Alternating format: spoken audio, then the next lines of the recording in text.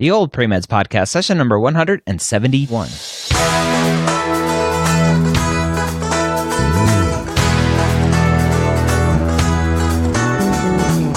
You're a non-traditional student entering the medical field on your terms. You may have had some hiccups along the way, but now you're ready to change course and go back and serve others as a physician.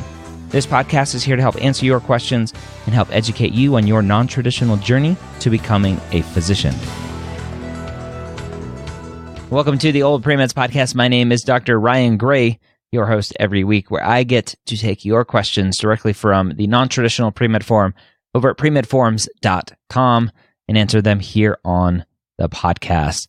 Today we have a very short and simple question that I hope I can answer for you that will hopefully prevent you from making a very common mistake. I want to thank Next Step Test Prep for sponsoring this episode of the OldPreMeds podcast. If you haven't heard, Next Step Test Prep now does medical school admissions consulting. And you might go, wait, Dr. Gray, don't you do that? I do. I do that. And I still do that as an independent consultant aside from Next Step. But I am now their director of curriculum for their admissions consulting. They reached out to me in 2018 and said, hey, Dr. Gray, we love what you're doing. We want to do it as well. Can you help us? And we had a long conversation. I've had a great relationship with Next Step Test Prep for many years now. And I decided that I didn't want to grow a team and I would help them grow a team. So I've been helping them find advisors who think like me, talk like me, and help students like I help students. And so I am confident that if you go and look at Next Step's medical school admissions consulting and you use them, that you will have a much stronger application than if you didn't. They're going to help you craft your story. They're going to help you prepare for your interviews. They're going to make sure that your essays are on point. Go to nextsteptestprep.com, click on the admissions menu item, and sign up for a free consultation with one of their academic managers. If you have any questions, again, nextsteptestprep.com, click on admissions, sign up for a free consultation with one of their academic managers. Thank you, Next Step, for sponsoring this episode of the OldPreMeds podcast. All right, our question today is a short one, and it's timing of shadowing. A student says, I shadowed 4 different physicians back in 2012 and 2013. Does shadowing have to be recent? Thank you very much. All right, and just for context, this question actually came in about a year ago in early 2018. So this was 5 to 6 years prior. So the question is, how recent does shadowing have to be? Let's expand the question. How recent does anything have to be? How recent does your clinical experience have to be? There are a lot of non-traditional students who did some clinical experience in college, went and started a career in a non-clinical setting, and are trying to apply to medical school saying, well, I did clinical experience in college. Doesn't that count? Well, yeah, it counts.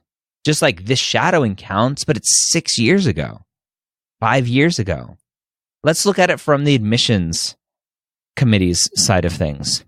If you are applying to medical school and you are saying, hey, I want to be a doctor, and you haven't shadowed a doctor in 5 to 6 years, how serious is that admissions committee going to take you? If you're saying, I want to spend the next 7+ years of my life training to be a physician, yet you haven't proven that you want to do that because you haven't put yourself around physicians or patients, what does that look like? Actions speak louder than words, which is why when you are applying and you haven't shadowed in years, or even 1 year plus, you haven't had clinical experience in years, you're going to have a hard time getting into medical school. Never say never. I didn't say you won't get into medical school. I'm just saying you're going to have a hard time getting in because that admissions committee is not going to take you seriously.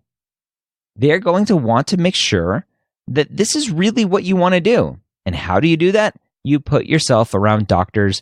You put yourself around patients. You put yourself in clinical settings to prove to yourself that this is what you want to do, that becoming a physician isn't just some fun theoretical thing that you have in your mind because you watched Grey's Anatomy when you were a kid. So yes, you need recent shadowing. You need recent volunteer experience, recent clinical experience. Even non-clinical volunteering it can be important as well. So, and I've heard this from many different admissions committees, this is something that's important. You need consistency when it comes to applying to medical school with showing that this is what you want. Consistency with your shadowing, consistency with your clinical experience, consistency with volunteering if you want to add that one in as well. Some schools prioritize volunteering. There are a lot of moving parts and pieces to this puzzle. So don't start school in this process and go, okay, I need 50 hours of shadowing, go get it, and then stop so that you can focus on other parts of the application. Maintain consistency. That doesn't mean you need 50 hours a month consistently. Just means you need consistency with all of that.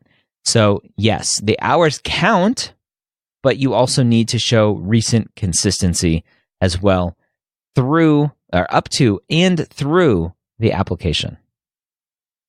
All right, that is, again, a short question, short answer. Hopefully will prevent you from making a big mistake that a lot of students make. I was at a conference once with a high school student saying, oh, when I start college, I'm going to get all of my shadowing out of the way. But no, you can't do that. That's not going to work. So anyway, I hope this was helpful for you. Again, check out Next Step Test Prep and their new medical school admissions consulting.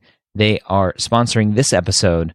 And I just want to let you know, right, it's not just them sponsoring the episode. I'm actually helping them build out this admissions consulting.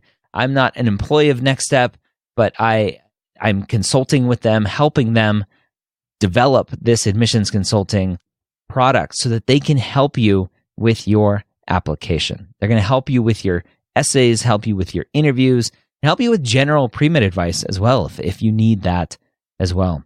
So again, check out nextsteptestprep.com, click on admissions, sign up for that free admissions consultation with one of their academic managers.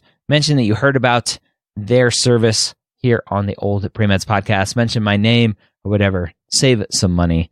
And when you do that, again, thank you, Next Step, for sponsoring this episode of the OldPreMeds podcast. Hope you have a great week. We'll see you next time here on the OldPreMeds podcast.